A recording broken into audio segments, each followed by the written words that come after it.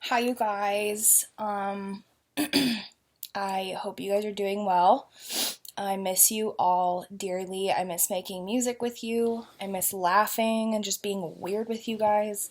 Um, I thought I would start a coffee chat, even though there's no coffee involved. Um, I'm sitting here on my couch and I have this really cool book that is called The Secret Lives of Great Composers. Um, and it's almost like comic book style.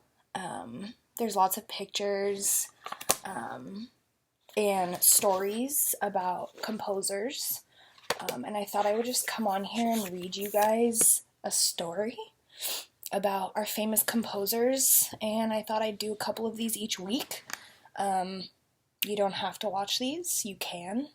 You can watch some of them, all of it, none of it. It's your choice.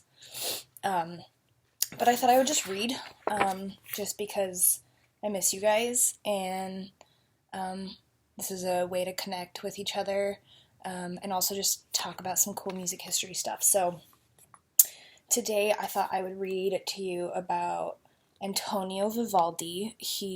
We've talked about him a lot in class. He is from the Baroque time period, and he's Italian. And I'm just going to read a couple of these excerpts, and we'll just see where we go. So,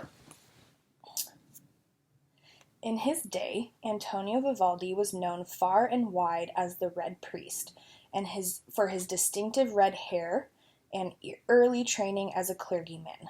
But music lovers today know him best for the strains of the Four Seasons, piped everywhere from elevators to movie theaters.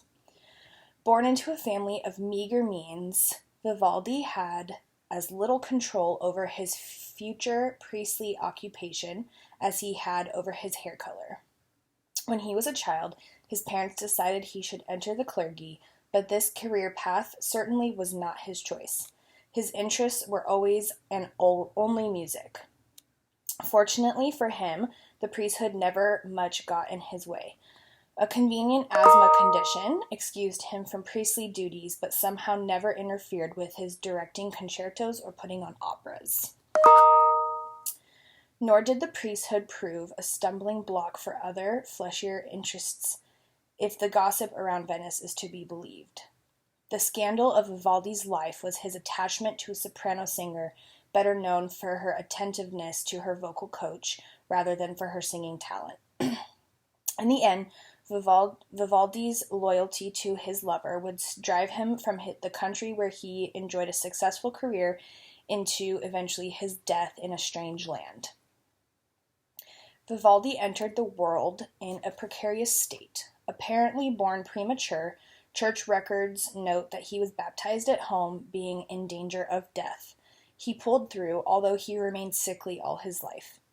The eldest in a family of 3 sisters and 2 brothers, Vivaldi studied violin with his father, who had started off as a barber but ended up as a professional musician in a local orchestra. But life as a violinist back then promised even less financial security than it does today, and the impoverished family decided their oldest son should enter the priesthood. How Vivaldi felt about this decision we don't know, although he certainly took his own sweet time, a full 10 years training for the cloth.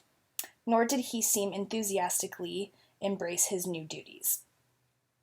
Apparently, he presided at church services for only a year when tightness in the chest forced him to give up saying the Mass.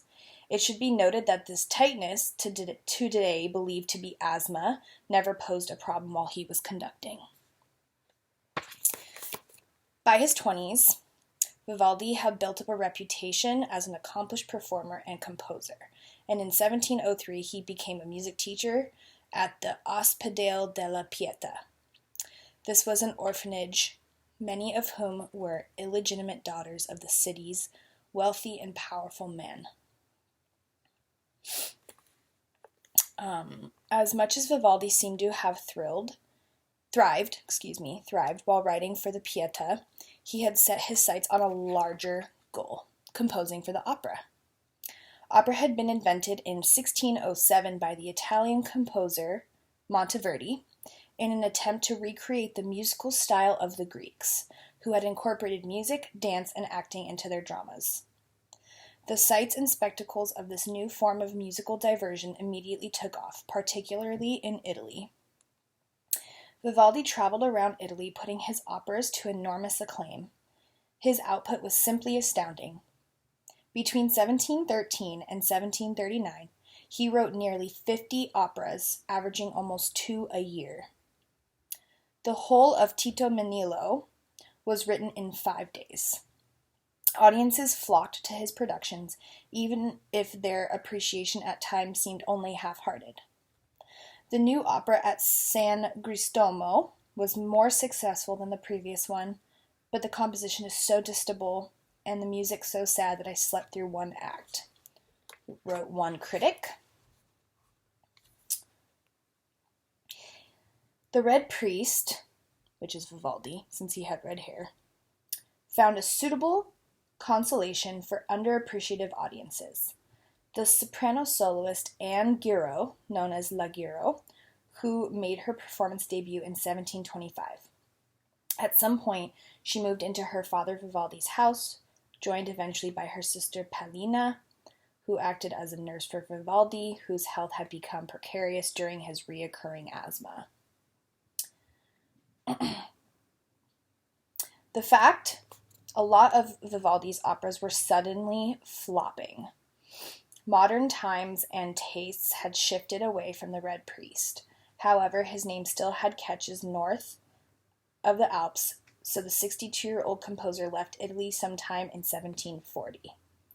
He went to Vienna, who was the home of the Emperor Charles VI, and also an admirer of Vivaldi's music. The new royal family had more on their minds than the troubles of one Italian composer, namely war with Prussia, and Vivaldi was forced to sell his composition manuscripts to make ends meet. In the summer of 1741, he fell ill of internal inflammation and died on July 28th of 1741.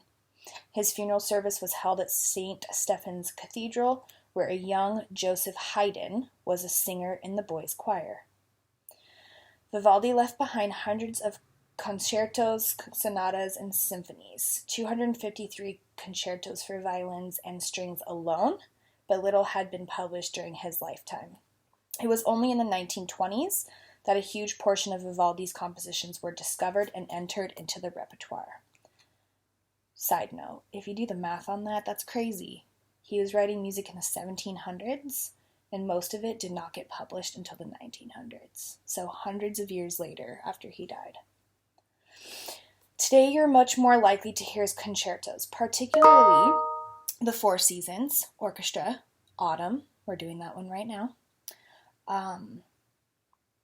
This is partly due to the nature of his scores, which are often incomplete and require extensive additions and revisions, and partly to their complete and outlandish plots. Nevertheless, Vivaldi's operas are enjoying a revival, with the first new productions of his work since the early 1700s recently appearing on stages from New York. Here's a couple little fun facts. From the poorest to the richest, everyone went to the opera in Venice, but of course, the fabulous upper crust would never allow themselves to mingle with the lower class. Aristocrats, or the high class, sat in the private boxes on the upper levels, where they passed the time playing cards and dining on lavish meals. Back then, everybody talked during the opera. Insisting on silence was not a thing yet. Apparently, a favorite game of these aristocrats up in the top deck during the long pieces of music would drop orange peels down on the peasants below. They would also spit on them. Isn't that horrible?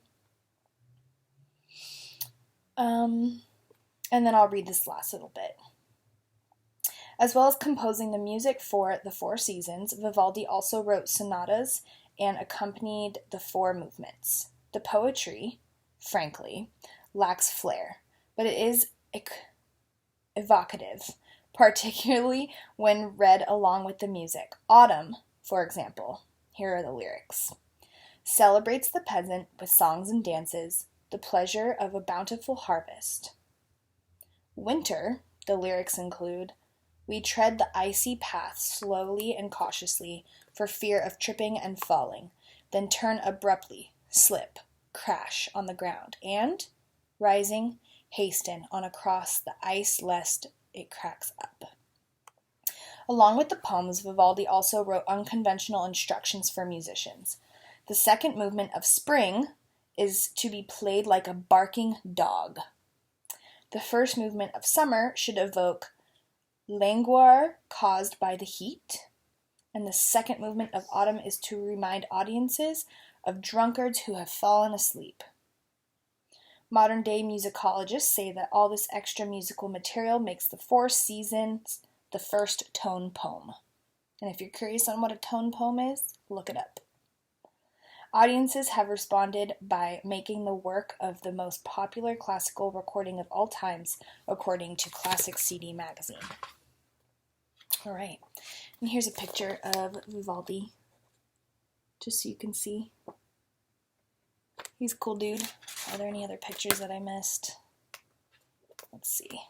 Nope, that was it. So, I hope you learned a little bit about Vivaldi. I think the next one I will do will be on Handel.